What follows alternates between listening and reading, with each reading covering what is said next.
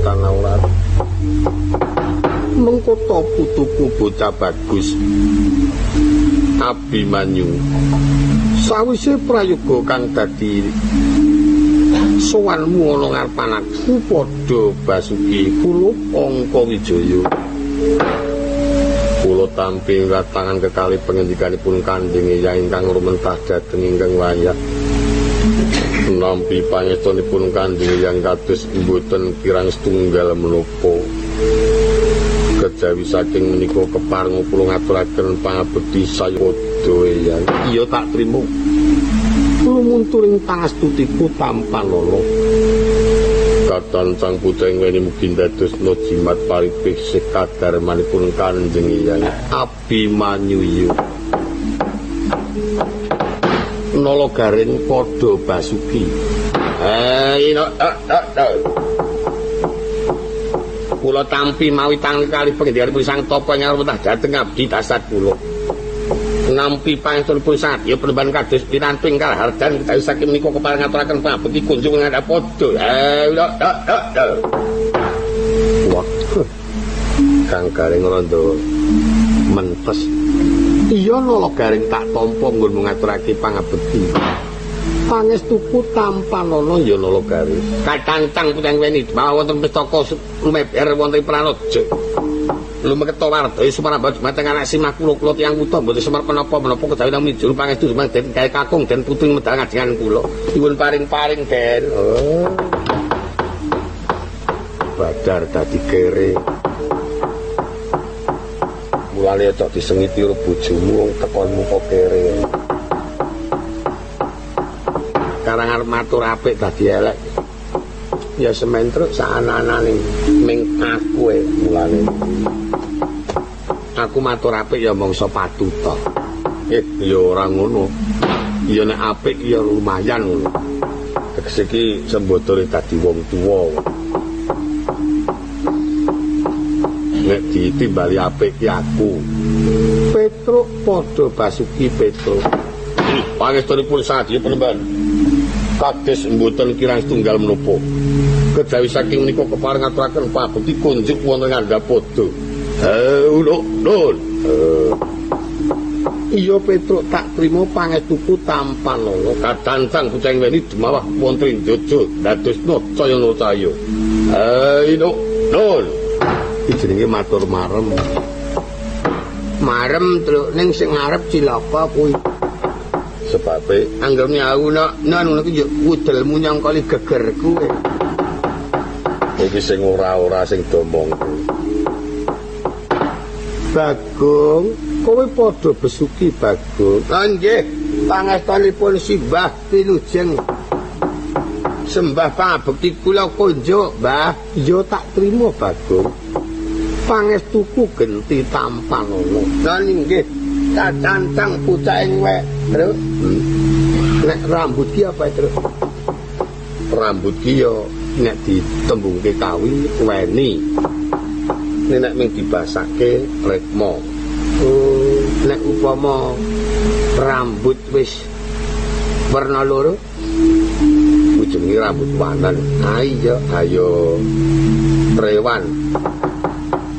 Nek upama rambute kaya buntut bajing ngono iki. Ayo rejing. Nek randi rambut kok ndekku iki. Ayo rendul. Kula cancang pucang rendul. Kok juk temenan ora. Ora ana gundul kok nggo nyencang yo. Jare rendul. Nek ora ndi rambut sirahe gundul ya kula petak wonten mestaka. Utawa kula tembung dipetak kuwi dipendhem. Pengendikan Sang Tapa kula pendhem wonten mestaka. Nah nggih, Sang Tapa kula pendhem wonten. Malah Sang Tapa kula pendhem kepiye? Sangger ketekan ponokawan ki awane iki mangkel-mangkel. Susah. Ndara Abimanyu sugeng Ndara. Iya cantrik tak trima kowe mbadekke karo aku. Sing mburi kae ya wong. Tak kira nek gendul kan. Kok lenjingi ngono. Ana gendul kok ngono kowe iki dan surat ngemat-matke. Mas Gareng wilujeng. Oh ya, waras beda slamet Adik wilujeng Mas. Ya syukur. Panen apa iki? Nganu Mas, ayo palawija menika jagung cancer. Kan rantese ragi wis Jawa. Ah iya. Ning ya sing wekel tani ya. Nggih Mas. Mas Petruk wilujeng. Ya slamet ya slamet. Wilujeng. Ya syukur. Anakmu piro, Dik? Nun, anakmu empon 3 Lho. Terus dadi manten rung suwe iki andang 3. Enggak nanti tahun 3 Mas. Iya bangetan ra tetepi undang-undang. Anak bojomu kon kabeh, dadi anak aja nganti akeh-akeh. Keluarga berencana. Nek nggih niku jane nggih aneh-anehan. Mboten nonton hiburan. Kaya gladah. Tidak sisan nggih. Mas Bagong wilujeng brek. Dipageke nyelo-nyelo kok mak brek. Ora omongan karo wong kok tabuh kencongang. Aku ndek kanca kowe mah ngisi-nisini. Takoni wong nek mlaku bareng. Apa ya? Takoni mesti mule piye? Niku pundutan pintes Mas Bagong. Ya anggapmu ki kaya apa? Karang kaya marmut kok ngono. Madake wong kok sing ora-ora. Mengko to nggih putuku bocah bagus. Rada gawe kaget rasane pikire wong tuamu aku sawise Abimanyu larut tayamu bindi tinggalmu. Ana wigati apa kulup Angka Wijaya. Iki menawi Kanjeng Hyang dangu dhateng ingkang wayah. Bisowan kula wonten ngarsa paduka Kanjeng Hyang istanipun sepisan ngaturaken pabekti. Ndungkap kaping kalih badhe nyuwun prisa. Kawontenanipun para pepundhen kula ingkang musna tanpa wangunipun tanpa wonten ingkang dipun pamit. Ingkang mongko sesarengan kaliyan kendranipun Wulu Tumbu Madukara Kaki Semar Badranaya. Mugi yang kersa paring pangandika wonten pundi lenggahipun para pepundhen kula wonten pundi dunungipun Kaki Semar Badranaya. Eyang mulat marang wijiling sasangka saking ardaning ngarti karnaning dasira alon ngandika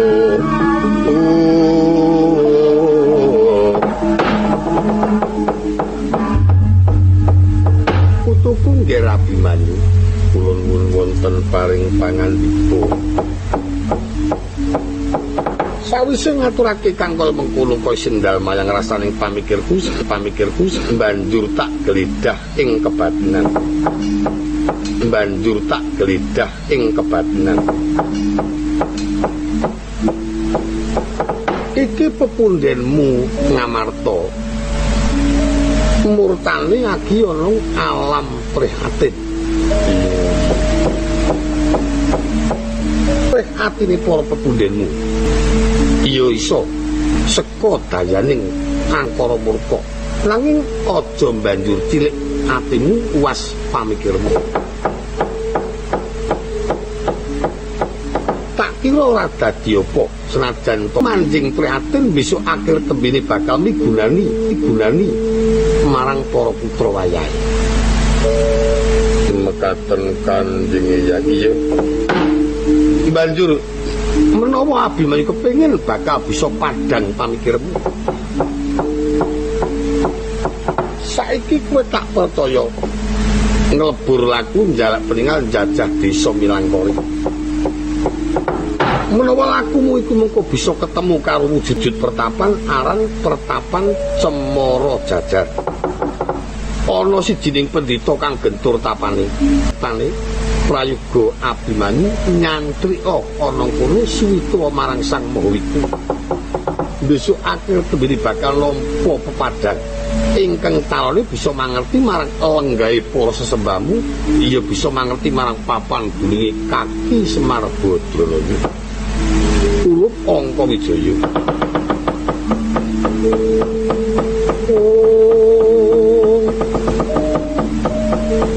Daku salus karangga dening kusanalira esmunya kamanungsan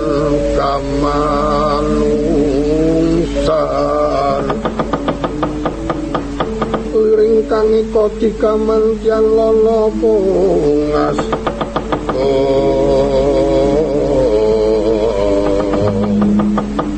sing mawas lisang leng-leng bronto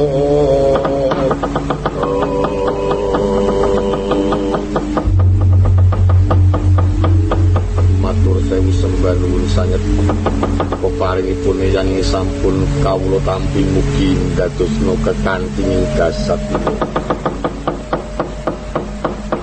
keparenga malah ingkang wayah enggal nyuwiyang dina iki jane dina ingkang ora prayoga ewa semono yen Abimanyu bakal nglestarekake marang dawuhku ya lakonana mengko tak timbul aja nganti ana bodho rencana kang nempuh ana jiwa ragamu inggih pemban gonggo trigonggo tinebena ing bebaya cinangketna marang Karahayut putuku Abimanyu bocah kang tanpa dosa jujur ing laku temen ingkang tinemu nemu kembang cepaka gedene sak payung agung patuta dadi pengayomamu Abimanyu lakonana pitung tindak kowe aja noleh pitung tindak aja ambegan minangka kanggo nolak marang bebayaning lakumu ngestokaken dawuh engko nek medun pertapan pitung tindak ora oleh noleh 7 kilo dipengen ambegan bluk wetenge mangkata dina ki yo nggih Abimanyu sing prayitna ngati nggon maksud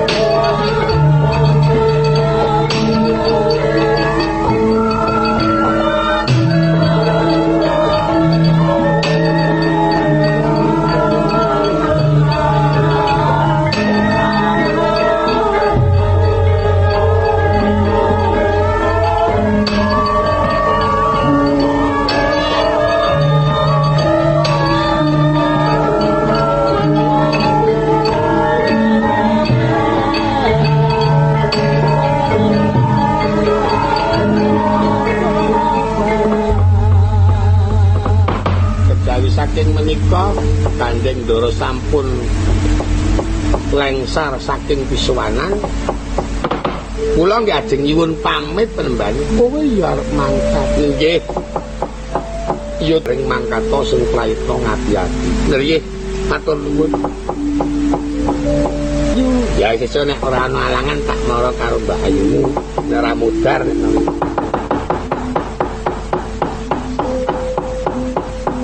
Gareng iki arep mari Putih sok kapan ya, Tru? Mongko aku jaluk ngono ki jan. Aja nganti. Lah setitik-setitik wong watak pentolang. Ha iya. Isin aku nek njaluk. Nek utang kuwi gelem aku.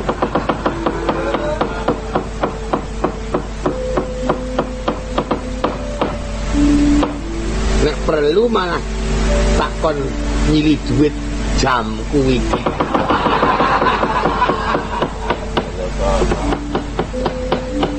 Apa mengko gelem. Nah, anak mulane kuwi anak kena gawe. Golek pepulih. Ajeng nyuwun pamit, Mbah. Kowe arep mangkat nanging nggih.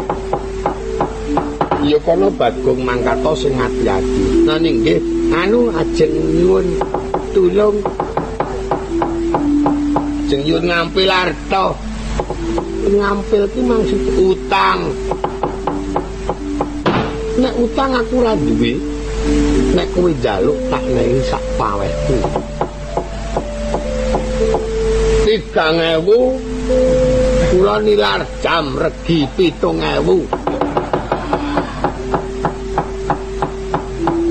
Ki mangke nek kurang jaket barang niki. Lho aku ora maido nek iki wong sugih. Ning nek aku nyili dhuwit kowe njur nganti kowe ninggal barang ngono ngarepan aku, tapaku 3 taun ilang kabeh. Nek kowe njaluk tak nehi ning sak pawite remaku. Wah, pendhita marake jejeg. Sesuk kula anake. Aku ora tau nganake dhuwit.